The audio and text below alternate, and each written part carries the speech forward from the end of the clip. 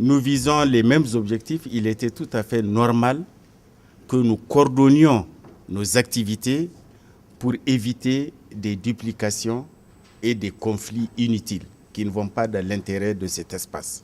Voilà pourquoi ce secrétariat technique conjoint a été instauré.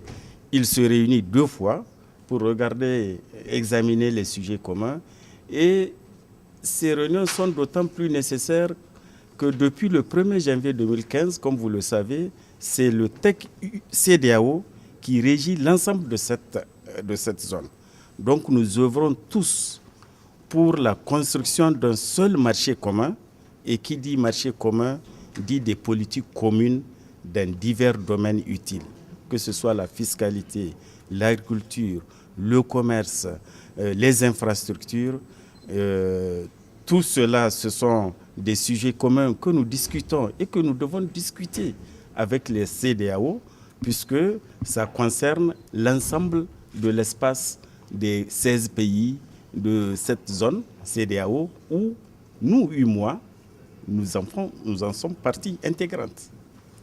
À rapprocher les points que nous discutons ensemble dans les divers domaines dont je viens de parler, à savoir sur la libre circulation des personnes et des biens. Il faut coordonner les textes que nous avons pris dans ce sens.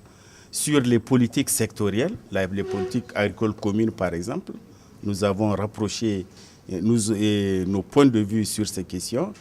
En ce qui concerne la fiscalité, puisque vous savez, la fiscalité est un domaine très important dans un espace intégré, nous discutons des problèmes fiscaux.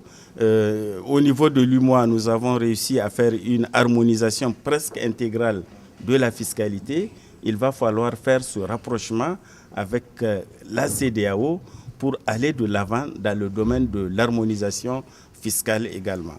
Et une des harmonisations les plus importantes, je viens de le dire, c'est le tarif extérieur commun qui est en vigueur depuis le 1er janvier 2015 et nous réfléchissons sur les autres volets de la fiscalité intérieure, la TVA, les droits d'assises, etc. Donc beaucoup de résultats ont été acquis, mais il ne faut pas se faire d'illusions, beaucoup de choses restent surtout à faire. Il ne faut pas pécher par optimisme. C'est pour cela que nous comptons sur ces réunions institutionnelles pour aller de l'avant dans les résultats positifs.